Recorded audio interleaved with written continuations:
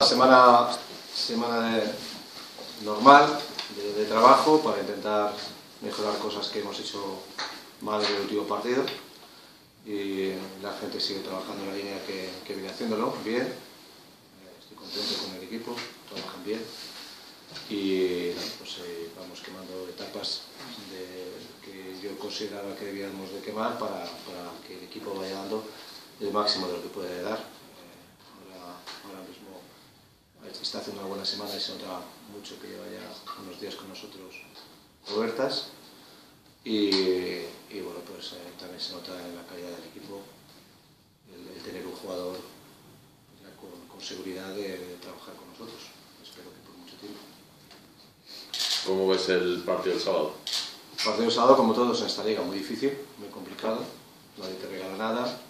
Vienen de ganar a un equipo que hemos perdido nosotros con ellos aquí en casa, en prórroga, lo cual quiere decir que no son una perita dulce.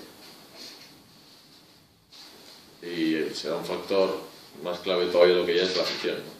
Bueno, pero es que es algo, para mí es una obviedad, ¿no? Yo creo que sin afición jugamos para la gente. Y esa gente, lógicamente, su apoyo es fundamental para el equipo. Eso es algo que es de perogrullo, ¿no? ¿Qué pasó el fin de semana pasado? Empezasteis muy bien. ¿Qué le pasó al equipo? Pues que el partido duró 40 minutos. Si hubiera durado 4 o 5, pues sabíamos nada. Pero la realidad es que duró mucho. Empezamos muy bien, pero la realidad es que ellos fueron rehaciéndose, fueron metiéndose en el partido, jugaban en su casa. Se nota además que es un equipo que juega su segunda temporada seguida juntos. Creo que la segunda. Luego el año pasado jugaron el de plata. Y entonces se notaba mucho más conjunción, nos apretaron muchísimo, chavales jóvenes que defienden todo el campo, nos pusieron muchas dificultades y bueno, pues no, fueron mejores que nosotros. Cuando alguien es mejor que tú no puedes decir nada.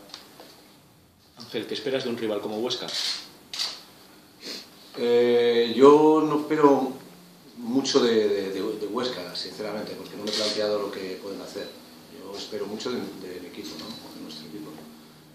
Para mí ahora mismo estamos en una fase en la cual la máxima atención está puesta en hacer nuestras cosas bien y no tanto en lo que hace el rival.